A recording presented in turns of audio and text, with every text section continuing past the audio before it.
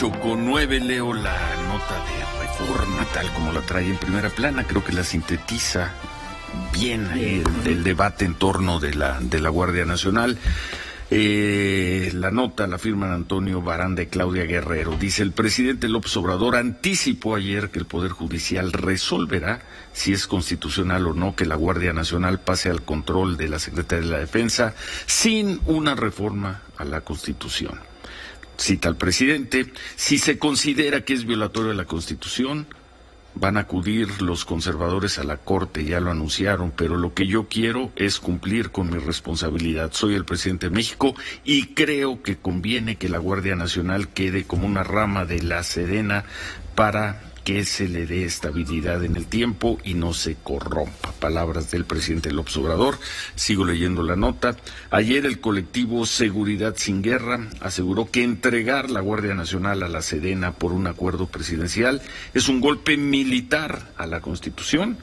Dicen, es la imposición de las Fuerzas Armadas al poder civil y una condena permanente para la paz y las víctimas. Esto de acuerdo con el colectivo Seguridad Sin Guerra, y es el tema sobre el cual te ocupas hoy en tu columna en Milenio. Epigmenio Ibarra, buen día. Buen día, Ciro, ¿cómo estás? Buen día, Manuel. Señor, buen día. La verdad, de lo que hablo hoy es de la naturaleza de la victoria del 2018, porque eso es importante analizar. Aquí no hubo una revolución armada, afortunadamente. No se perdieron centenares de miles de vidas, cosa que podía haber sucedido. Pero tampoco se demolieron las instituciones del Estado. López Obrador tomó un Estado, toma el control de un Estado con instituciones, y entre ellas el ejército. Y el dilema es qué hacer con el ejército. Un ejército al que no se derrotó.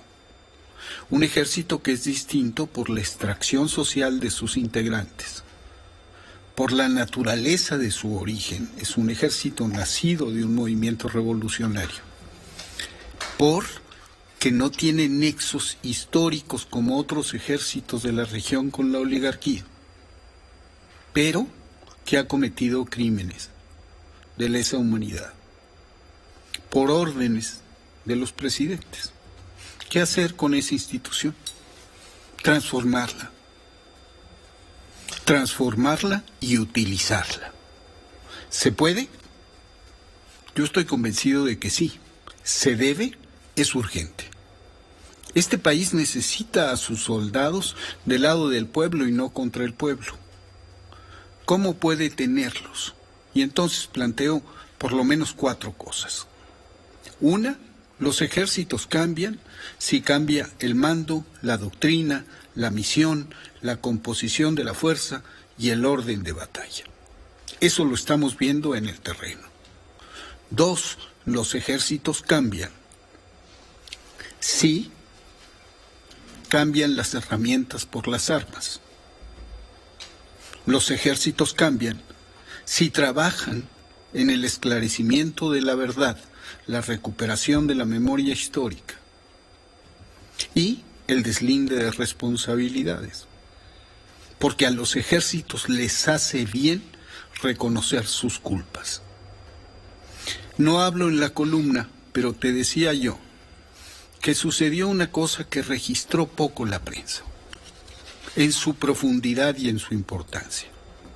En el campo militar número 1, frente al presidente de la República, el subsecretario de Gobernación, Alejandro Encinas, dijo: aquí operó la Brigada Blanca.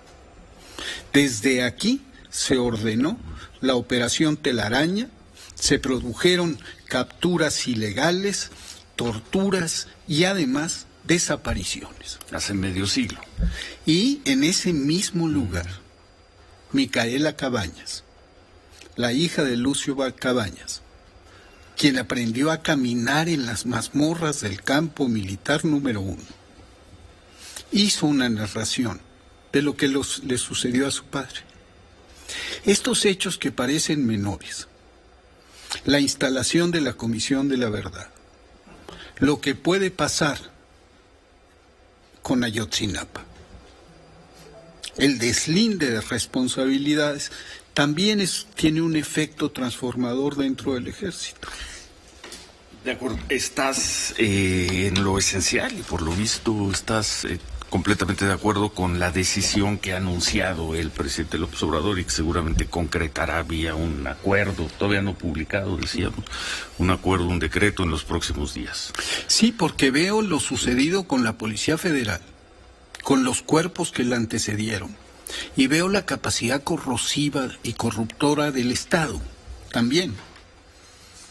Si Genaro García Luna mandó la principal corporación de este país y 4 de los mandos más importantes... Y que fue muy efectiva en muchos lugares del país. Y 4 muy efectiva a costa de qué y cómo. No sé, habría que entrar ahí al análisis, pero fue muy efectiva a costa de qué y cómo. Si hubiera sido muy efectiva no estaríamos como estamos. Pues, si hubiera sido antes de la Policía Federal tampoco estaríamos, pero en lo esencial... ¿Tú estás de acuerdo con la decisión que ya dibujó el presidente López Obrador? Y lo digo, yo que he sido de la gente que se ha subido al movimiento y fue el ejército, y que no me voy a bajar, y no voy a dejar de denunciar los crímenes perpetrados por las Fuerzas Armadas, estoy convencido, 1, de que es posible transformarlas, y 2, de que es urgente y necesario, de que este país necesita a sus soldados con la gente. No contra la gente. Te van a acusar ahora de militarista, colectivos como Seguridad sin Guerra. Es decir, hasta Epigmenio se volvió militarista. Pues no soy militarista. Lo único que estoy reconociendo pero estoy reconociendo un hecho real. Esa fuerza existe. Hay que utilizarla, porque ejército que no combate se corrompe, pero ejército que combate se corrompe peor. Porque se mancha además las manos de sangre, se ceba con la sangre. ¿Qué necesitamos? Un ejército concentrado en una tarea de servicio y en una tarea de seguridad. Porque ahí son 400,000 mujeres y hombres entrenados, disciplinados, que no desaparecimos. Aquí no hubo una revolución. Aquí no se acabó con el ejército. No, hubo unas elecciones y ganó un candidato. Ganó un candidato. 53% de los votos. Sí. Nada más con el 53% de los votos. Sí. Es el presidente más votado. Zedillo tuvo 51. En condiciones... Tuvo 51, sí. En condiciones distintas. Este es un fenómeno. Y aquí hay un mandato. Transforma el país. Ese es el mandato. Sí. Y ese mandato tiene que ver también con las instituciones del Estado, transfórmalas, utilízalas, conviértelas en arietes de la transformación, ponlas al servicio del pueblo. En ese sentido estoy de acuerdo. La Guardia Nacional que pase a depender completamente del mando de la Defensa Nacional. En coordinación con la Secretaría de Seguridad Pública y que haga frente a un problema que es clarísimo, donde se descompone todo. Desde los municipios, las policías municipales, las policías estatales, son penetradas por el narco. Perdimos ese andamiaje sustancial de soporte. Y siguen penetradas hoy. Siguen. Siguen. Entonces hay que sustituirlas o avanzar en un camino para sustituirlas o fortalecerlas. La Policía Federal tenía 40,000 efectivos, de los cuales solo 20,000 eran operativos. El resto eran administrativos. Hoy hay 240 cuarteles de la Guardia. Se está apenas desplegando, pero ya hay 110,000 efectivos desplegados. 118,000 y la cifra va creciendo.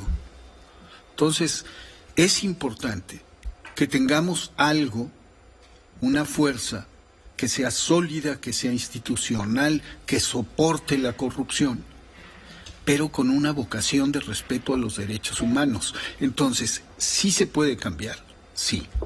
¿Se puede reorientar a una institución como el Ejército? Sí. ¿Es necesario hacerlo? Es urgente. Pues, no tan urgente que se viene haciendo desde el primer día de este gobierno. Se viene haciendo porque... Un gobierno que se va en 2 años. Que se va en 2 años. Quizá gane su partido, quizá gane un candidato cercano, pero este presidente se va en 2 años. Pues sí. Y así va a dejar, por lo visto, así va a dejar las cosas. A menos de que la Suprema Corte de Justicia dentro de 2 años considere que esto fue no fue legal, cosa difícil de pensar hoy, pero sí va a dejar las cosas. Pero además están los recursos, porque uno, entre todos los mandatos, el mandato más sagrado que se le dio a López Obrador fue respeta los derechos y las libertades. A ver, dejémoslo ahí, hacemos una pausa y regresamos con este tema con Epigmenio Ibarra, 8:20, volvemos.